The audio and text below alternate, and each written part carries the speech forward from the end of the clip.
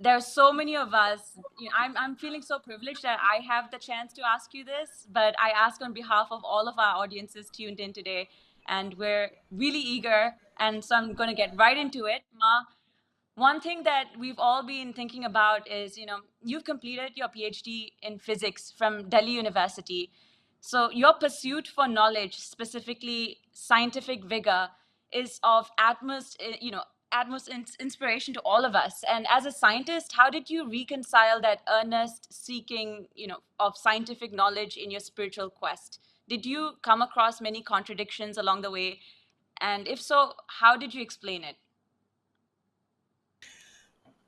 You are asking me that how did I reconcile? Actually, I did not have to Yes. reconcile to anything. I did not have to reconcile because my spiritual quest, it surfaced in a very spontaneous manner.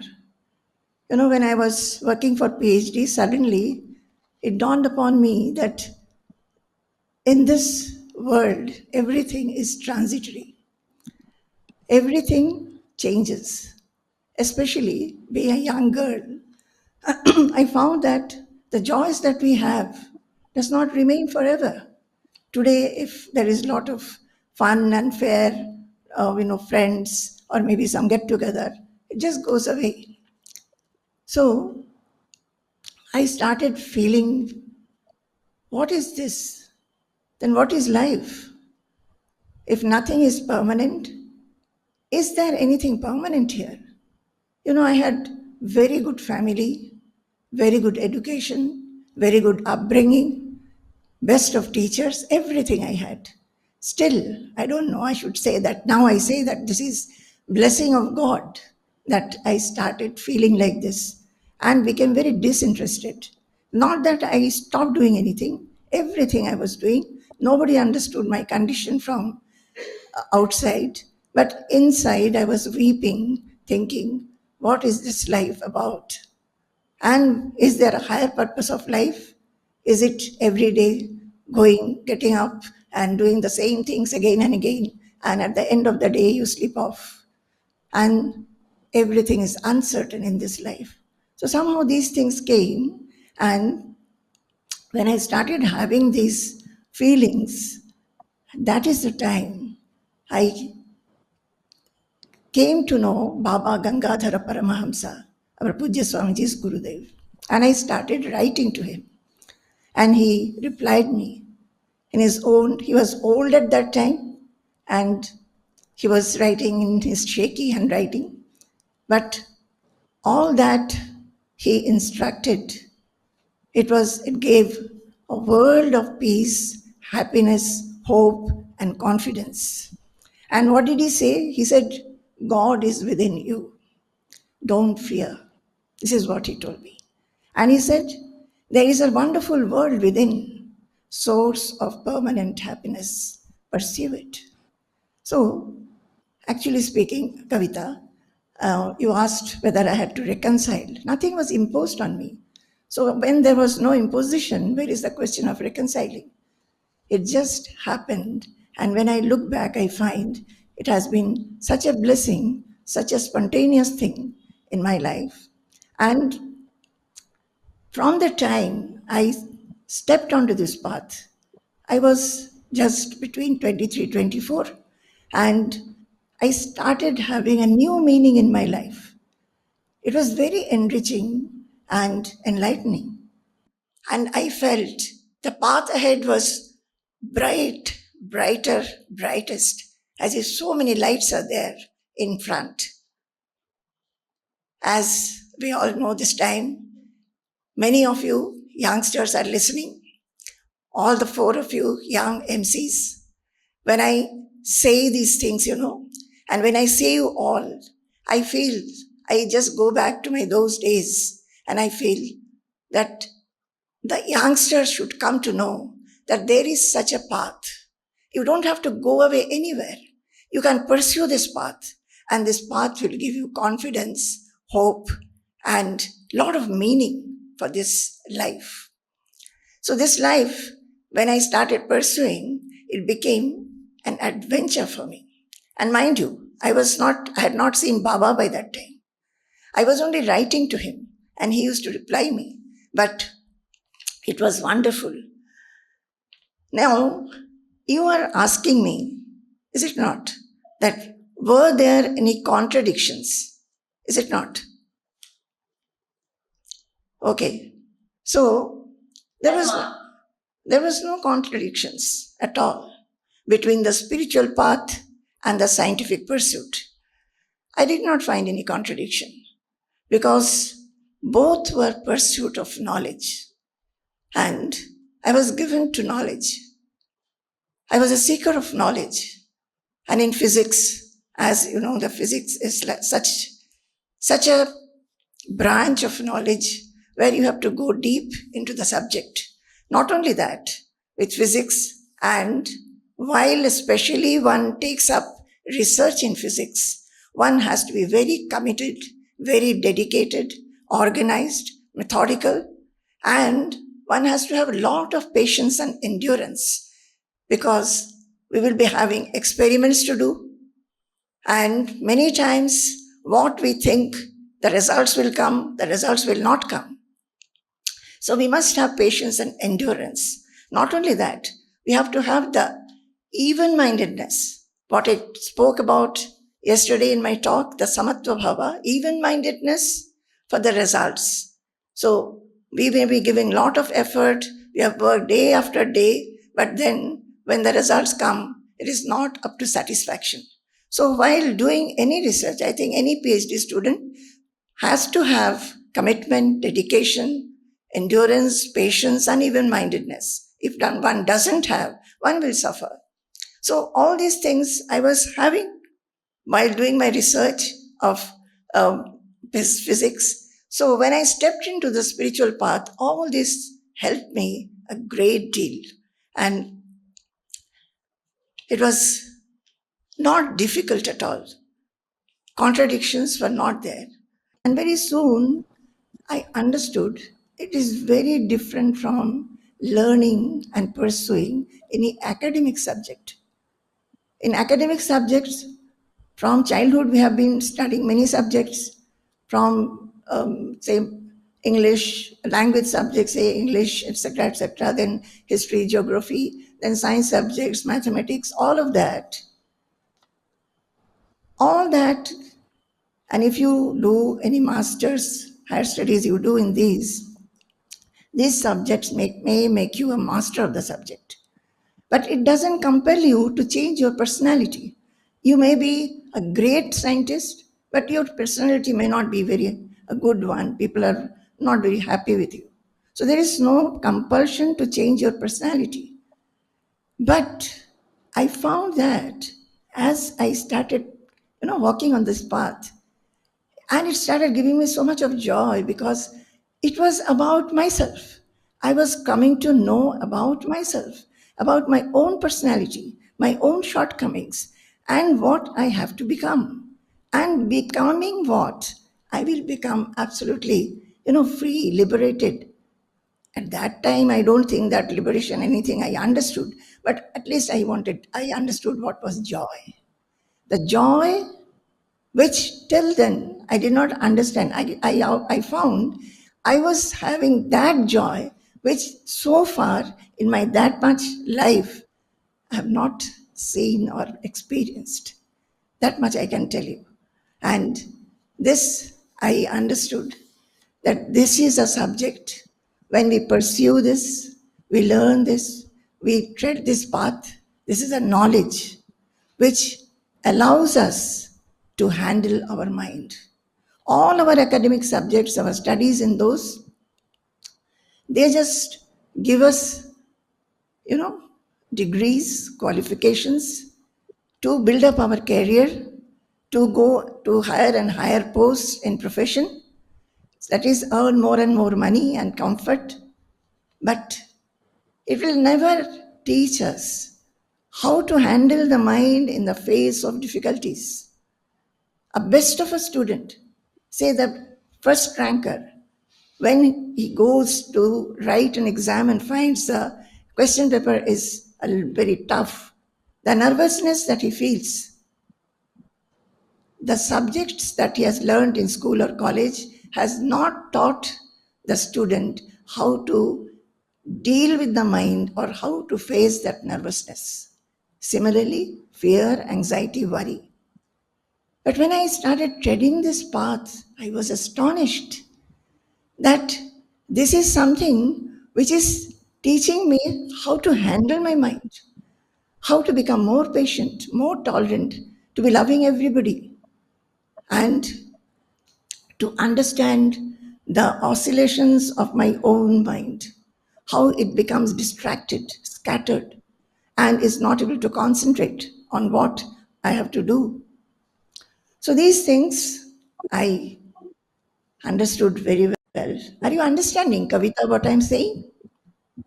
I'm understanding, Ma. I think that's phenomenal how you made that distinction, and you said that we don't get the opportunity to study the self in our academic pursuit. I completely agree with that. And even for me, it wasn't until I met you, I met Swamiji, I met Nutan Swamiji, that I even started thinking about all these things. So I completely I completely understand, Ma, and thank you for sharing. Ma, can I also get you to Yes, please please tell tell me. us, could you please tell all of us in the simplest way, how can we overcome our interactional differences? Okay. This is something I think everybody, all of us, we encounter interactional differences, and there will be many difficulties in interacting with certain people, with very difficult people to interact with. And what does our spirituality tell us? We must know that. I think that is your question. So, interaction difficulties and differences will be there in the family, in profession, in society, with everything. Now, why does interaction become difficult at times? Because of our prejudices and preferences, likes and dislikes. And in our terms, we call it raga and dvesha. That is likes and dislikes. We like something or some people or some situation, and we do not like something, some people. So we do not want to interact with them. We become very stiff while interacting. We do not know how to, suppose we have to talk to them something which he or she may not like, how to tell that, we do not understand.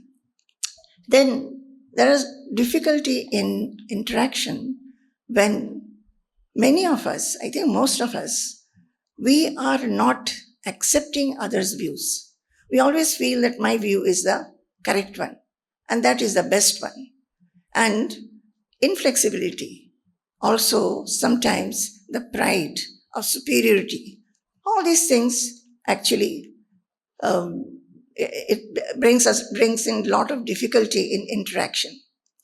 And when we don't like a person, when we try to interact, and very soon, because of all these situations, we grow a bitterness, a dislike, and sometimes anger towards the person. But we have to interact. Say, in your profession, sometimes the colleagues may not be cooperating, the boss may be too asserting, and when you want to tell your problems, they are not ready to hear.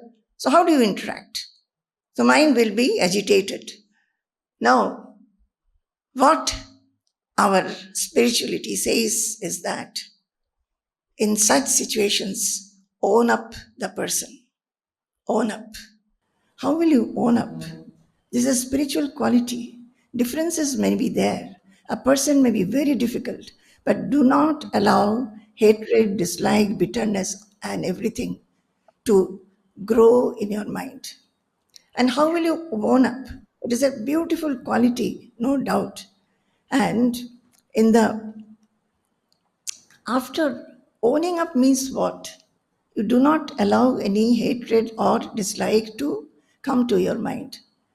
You do not allow your mind to go to be agitated by the interaction. Just like a mother, a child may be doing something, but the mother will still be loving inside. The mother may scold the child, but inside there will not be hatred or bitterness for the child. So, for such interactions also, we have to have this kind of a wide attitude. So we cannot change others' nature. We can change only our own nature. So we should not argue and make the situation more difficult. Whenever we see that an interaction is becoming a little difficult, we should stop and try to handle the situation in some way or other. See, this owning I was saying, in our ashram, there was, in the beginning years, there was one, she is even now there, one worker who would not listen to anything, will be very disobedient. So I had a lot of difficulty. I did not know the language. So I used to go and tell Swamiji that please tell her that she has to do this or that. But one day Swamiji told me that don't come and complain to me. Suppose she was your daughter, what would you have done?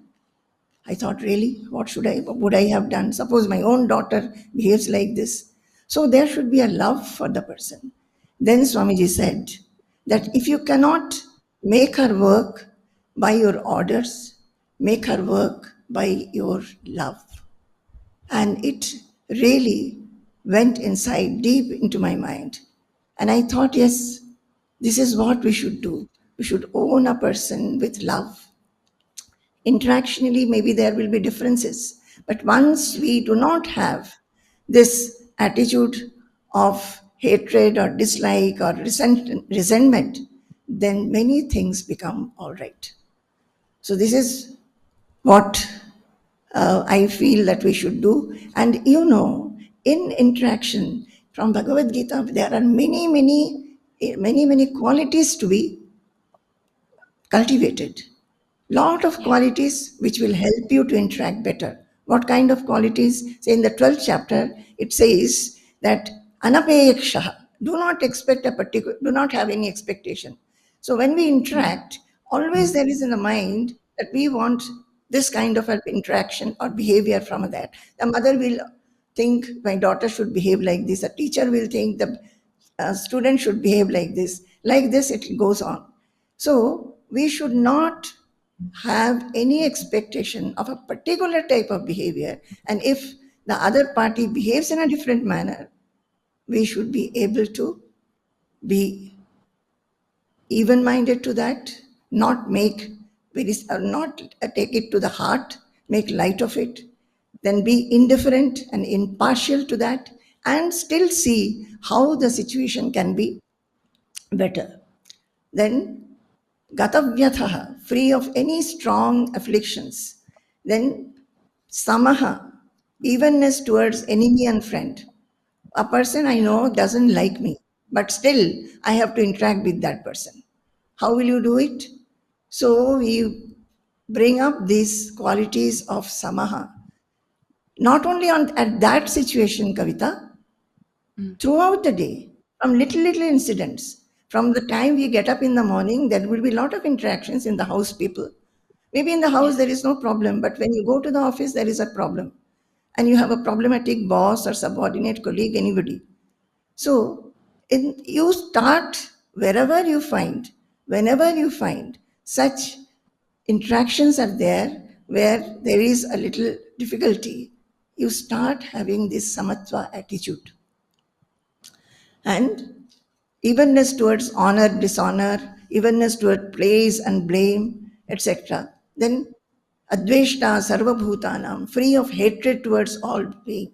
See, hatred. Yeah. As soon as we meet somebody whom we do not like and there is a difficulty and we do not like the way he behaves or way he talks, there is a hatred in the mind. There is a bitterness in the mind, a dislike in the mind. That is what I was saying. Remove that and fill up with owningness. How will you own? Think. The self is everywhere. If you are a spiritual seeker, try to think that the self is everywhere. He is acting like that because it is his nature. But he is also the same self. And instead of having this kind of a feeling that I don't like him, have sympathy for the person. Sympathy that, oh, maybe he wants to change his nature, but he's not able to do. So fill the mind with sympathy, fill the mind with forgiveness, fill the mind with karuna, fill the mind with non-hurtingness. That is, don't say something which will hurt the person. Whenever somebody behaves with us hurtingly, what will we do? We immediately try to say and tell something else, some other words which will hurt that person. We want to give back. We are not able to stop this. We will definitely say something which will hit that person. So, non hurtingness, ahimsa. So, these are all there in the 12th chapter. I think for youngsters, this 12th chapter where these lakshanas are there, what Krishna says, that these are the qualities, whoever my devotees imbibe these qualities, that devotee is very, very dear to me. He has said. And in 13th chapter, there are many other amanitvam, adambhitvam, that is sublimation of pride, sublimation of non-ostentation, non-hurting, then kshantihi, that is tolerance, forgiveness, arjavam, straightforwardness. Don't you think that all these are necessary for interaction? That is what. Those who are young, I'm telling you, Kavita, because I have tread this path from young age. When I tread this path, I did not know what is this self-realization, what are we to attain. But I understood that, oh, these are qualities which I can imbibe. And Bhagavad Gita is saying that these are qualities which actually are the qualities which will lead you to the self. So it became an adventure. I can say this, that I have always felt inspired by this path. Always. Because there was something to achieve. Say, you are professionals, you are always having targets to achieve. This is a target. Right in the morning, you set aside, today I will not be reacting. Today I will not say any hurting word to anybody. Let that be your target, along with your professional targets. And then you spend the day, end of the day, at when before you go to sleep, you see what have you done, how did you fare. Oh, today I was unsuccessful, today I have said some hurting words to my mother or my colleague, whatever. Unsuccessful, okay. So I was not successful. What does Gita say? Samatva, to siddhi and asiddhi, success and failure. So okay, doesn't matter, today I will take this even mindedness, but tomorrow I will try again. Yeah. Do you get me? I want to, through Yeah. you, Kavita, to tell all the youngsters that Yeah. pursue a few qualities every day. Pursue. Yeah. Thanks, Okay? Ma, for that. I will definitely highlight chapter 12. Make sure I read that properly. And I love, Ma, how you are a lover of qualities. And when I look at you, that's what I love about you. That's what everybody I know who knows you and follows you and, listens to you loves about you as well, is the qualities that you embody. And that's exactly what you're sharing with us today. And thank you so much for also highlighting that it's important to, approach everything from a neutral perspective and also have some compassion along the way. And I think that will definitely take us a long way. So we'll definitely keep that in mind, Ma, definitely. Um, but I'm curious to hear from you, Ma, if you could talk a little bit more about what disposition do you think can help us navigate life's challenges effectively? Challenges. Challenges keep on coming. Challenges are there for a small child, a student, a teacher, a housewife, a professional, everywhere, even an old person. Always we are having challenges in life. Now, what are we going to do? Are we to grumble? No, we are not to grumble. We must take the challenges in their own stride, must have an impartial outlook. Whatever comes, let it come. Whatever goes, let it go. Whatever we have to act upon, let us act upon with full heart, full mind, giving full skill and effort. And what Bhagavad Gita tells us, which is the way we should work. Say something has happened. We have to immediately act upon it. Act upon it act upon it in what manner? Excellently, excellently, but without any delusional clinging, without any sangha. You understand? That is, have even mindedness to what will be the outcome. Say some challenge. Suppose you find that the other day it happened that this hall, the main door, the key was in the morning, the lock was, we were not able to open it. And we had to enter it. So what we will do? So we were doing this, that. So we do whatever is necessary. I'm taking a very small example. But we should be impartial to what will be the outcome of the action that we are taking. We may take long time to open, but meanwhile, maybe something will be missed here. So this is what is should be our attitude. So what should be the attitude actually in challenges? Actually, the challenges in challenge, the attitude should be like an ocean. You know, like an ocean. What is an ocean? Vast water. And all rivers are coming and meeting with various volumes of water. And some of the rivers are carrying slushy water also. What happens to the ocean? Does it overflow? Does it grumble? Nothing happens. Nothing happens. It remains as it is. In its depth, it remains quiet, unmoved. Maybe some ripples will be there over it, but nothing happens. So we actually, our soul is having that state. Our real identity is having that state. We can go there, and this is how we should try to meet the challenges. Now, challenges means remain unaffected in the face of the challenge. Look at nature, what is happening. Say, look at the trees. The trees are there. Many times it will happen that the trees are cut. A mango, we have a very beautiful mango tree in front of our ashram, inside, near the library. The branches were coming inside, so we had to cut it. Kavita, have you ever watched? Even if we cut the branches, when the season comes, the mangoes will come.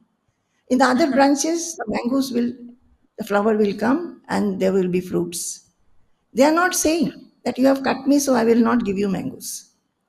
So why do we grumble? Why do we grumble? We are always grumbling. You know what? This is the Creator. We all belong to the Creator. We all belong to the Creator. The Creator, the supreme power. You can say, you can tell it as God, you can say the self, you can say the Supreme Lord, anything, Paramatma. The fact is that there is a power, a supreme Yeah. power, who actually from whom this whole world gets expressed. He sustains and he also dissolves. And every one of us is a part of it. My body, my intelligence, my senses, my limbs, my activities, do I have any control over that? A mother gets pregnant, the child is growing in the womb. What does the mother do? She may maximum take food. Does she have any control how the child will be, whether the child will be healthy or diseased, whether the child will have a dull intelligence or a sharp intelligence, whether the child will be a dark child or a fair child? No control. Similarly, thinking of all this, we must think of this supreme power. I'm telling you, many of you, youngsters, you are thinking of many things. Actually, as the days are going, the youngsters are more intelligent than us. So you have lot of intelligence, you have lot of skill. But I would tell you, as a mother, that please think about these also. All that you are doing. Actually, we think that I'm doing, I'm this, I'm that. But does anything depend on us? Can we control anything? Cannot. So we have to No. think of that supreme power, and we have to think that nothing belongs to us. My body, my intelligence, senses, limbs, nothing. It is created by the Creator. It belongs to the Creator. And since I cannot control anything in my life, I owe nothing. I will not have ownership at all for anything. I think this is a little mind boggling. What do you mean Very by much. not having ownership? Not having any ownership? You think about this, but it is very simple. Not having ownership does not mean that you will be indifferent. You have to do your duty. You have to do it excellently well, perfectly, not carelessly, not idly. You must do whatever intelligence and whatever faculties you have been given by the Creator, you must work as an instrument fully well. And this is how we should look at our life, not grumbling, not complaining, not at all, understanding that nothing depends on us, we cannot control anything. But if similarly, the same thing, the same power brings challenges to us, so what can we do? The challenges have come.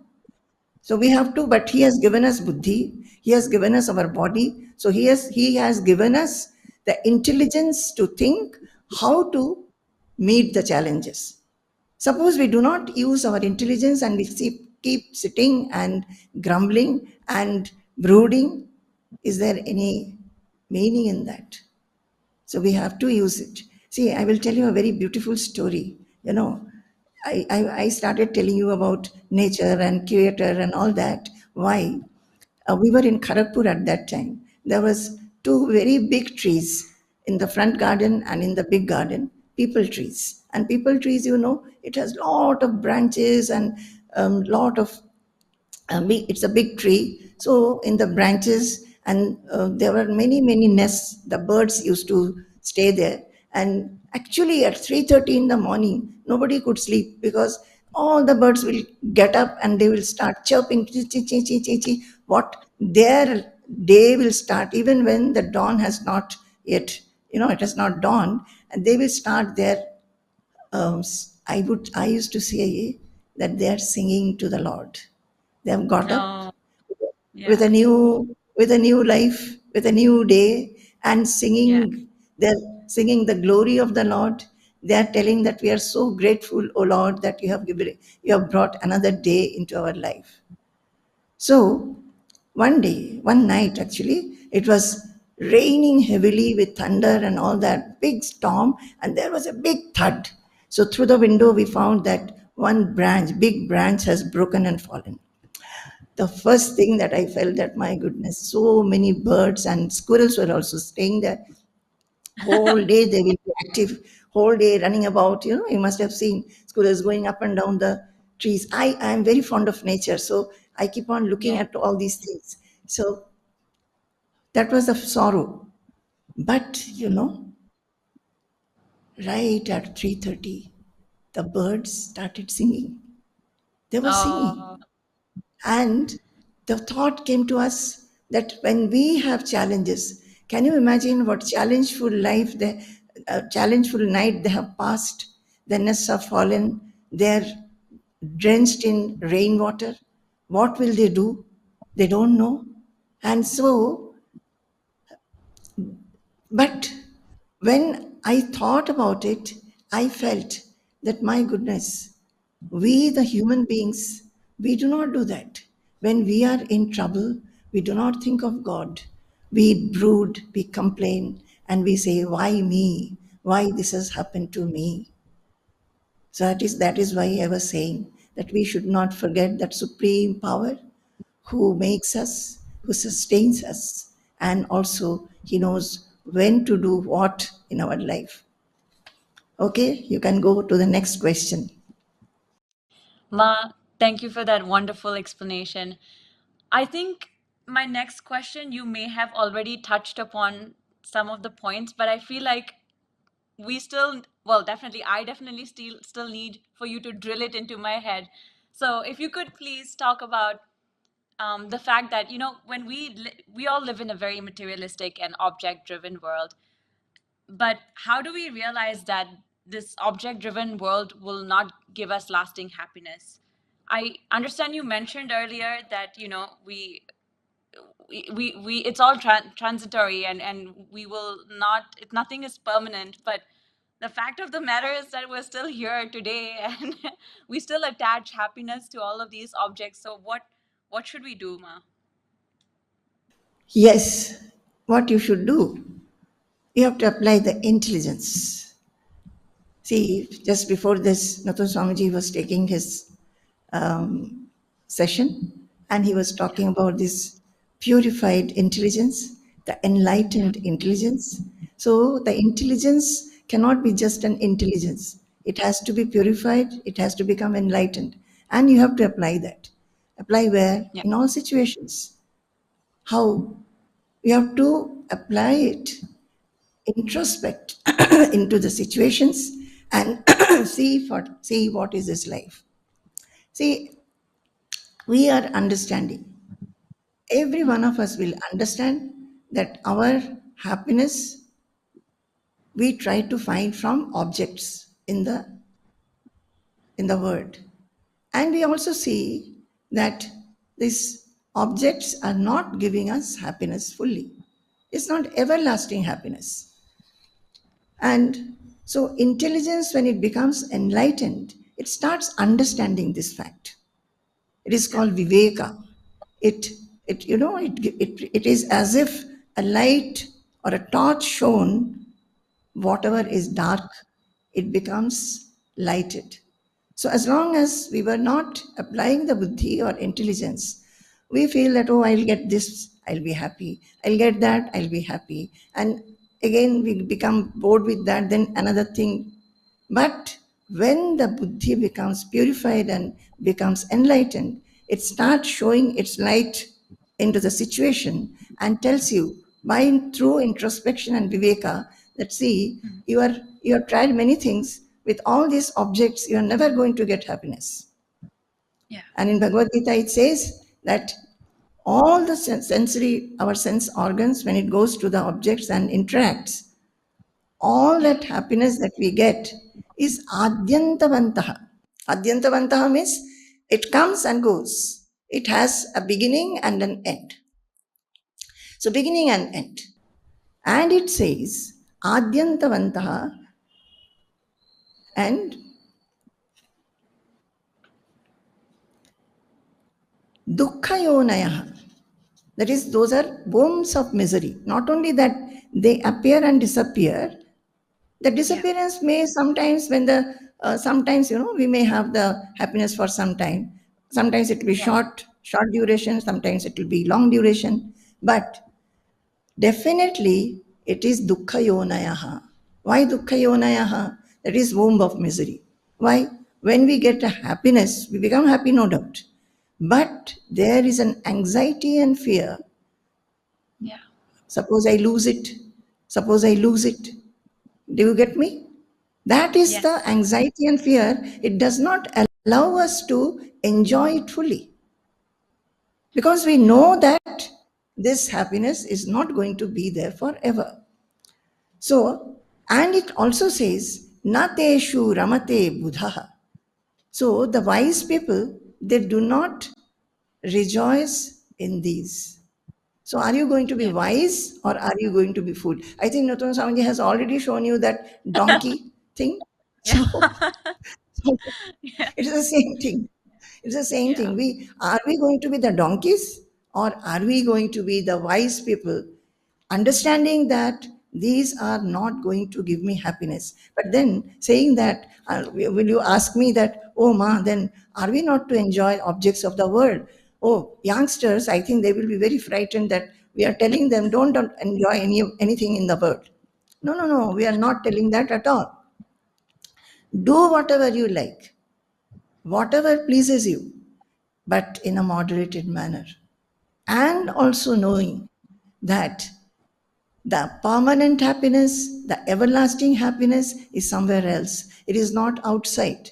With this knowledge, interact with the world. and go within. Where it is not outside. Where is it? It is inside. So go inside and look for that happiness.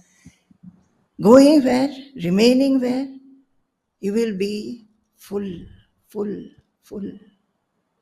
And at that time, actually, will not ask this question.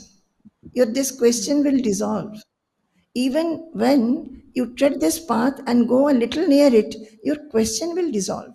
Because you will find that, what, I was a fool, like that donkey of Nathan Swamiji's slide. Such a Yeah. fool going behind grass, whereas I have got a full planet of gold to be given to me. Suppose now you are getting 25 kg of gold. And this self knowledge or being in the self, it is promising you what? A full planet of gold. So, are you going to be a donkey? Very happy with the 25 kilograms and not looking at the whole planet of gold? I think that Yeah. if you do so, you are that donkey only and not the wise person. This much I can say. Okay. I, that's Next important, question. Ma, and we'll definitely keep in mind to keep a lookout for that gold. That's the eyes are all on that. Ma, can I please ask you, we've gone through now, this is the third day of the Global Bhagavad Gita Convention. We've discussed so many topics, discussed so many different things and touched on mental harmony in so many different ways. Can I please ask, from your perspective, what would you like the audience to walk away with? Yes, I think I have a very specific thing to say. Very specific. Ever since this particular GBGC, we thought it is intended for the youngsters, especially. Not that our mind is not on the others who are already on the path, treading this path. They are also there in the mind. Yeah. But this message, I would very much like the youngsters to understand.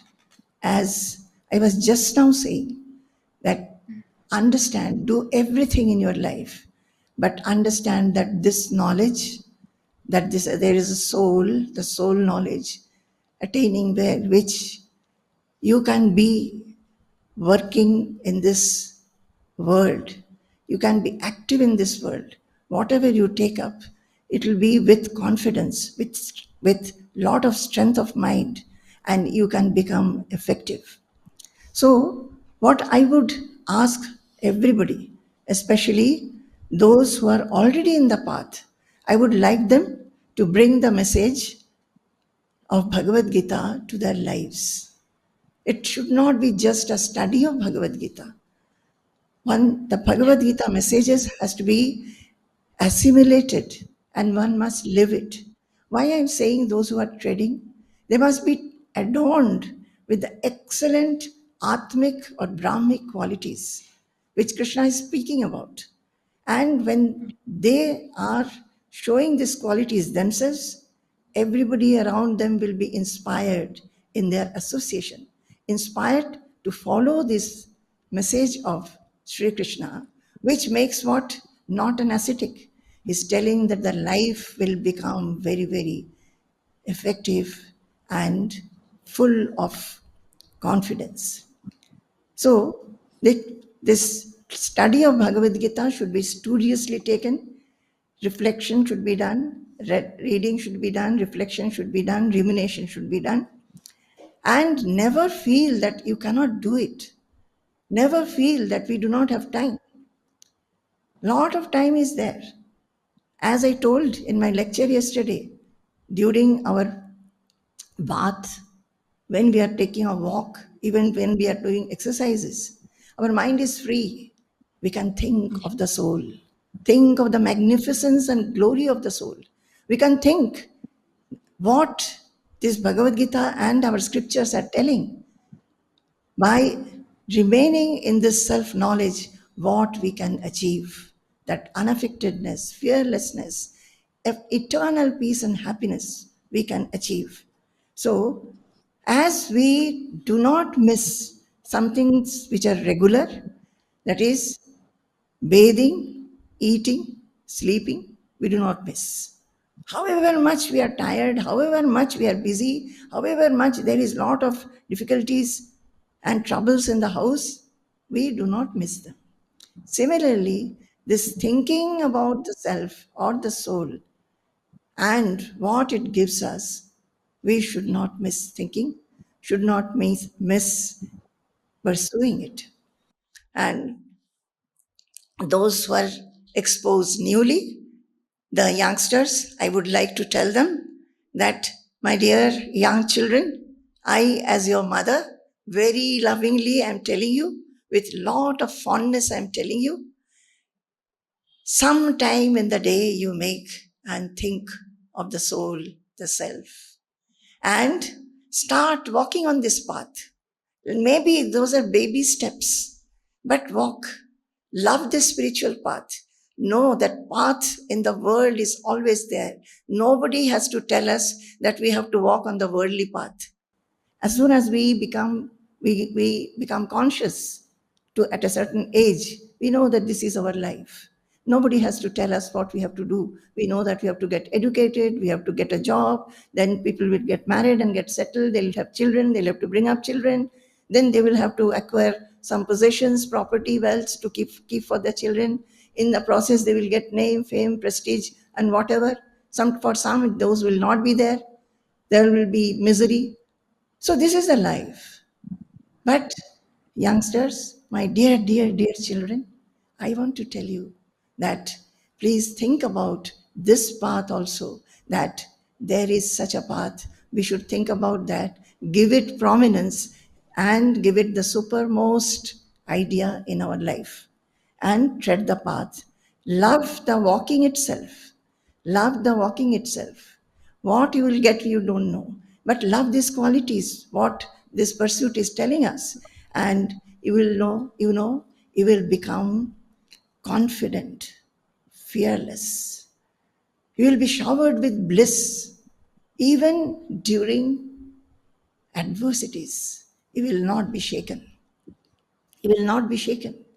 You will be able to do your job very well, excellently. How you do now, because your mind will be free of some of the shackles that you have now. You will be finding that you are becoming more and more excellent in your job. And this will all happen if you remain connected with yourself. And you will live in this world with victoriously, effectively, and spreading love to everybody, remaining happy oneself, and making everybody happy. This will happen. Wow. This is what I have to Fantastic. say. Wow, Ma. So, are you Thank satisfied, you. Kavita? Yeah, I'm feeling so grateful. I feel really blessed to be in the company of my Lord. And you know, Ma, any chance to speak with you, to talk to you, is just a divine opportunity. So I'm really, really grateful. And I really can't find the words to thank you enough besides saying grateful and thank you. And you truly are a Ma to every single one of us. So from your exposition today, I'm sure that many of us are going to walk away feeling that it is possible for us to develop a consciousness about the indweller in us, and thereby, over a period of time, see a transformational change in the way we interact and we live. Pranam, Ma. Thank you so much for joining us today. Jai Guru. Definitely it will happen. Definitely it will happen. I'm telling you from my own experience. I was a small child and I tread Yeah. this path. Each point was so inspiring, so joyful. Yeah. And I tell you, just like a mother, she will prepare a very good sweet and she will want all the children to taste it. So I also am feeling all of you should taste it, the joy of the self. Okay. Jai Guru, Ma. Pranam.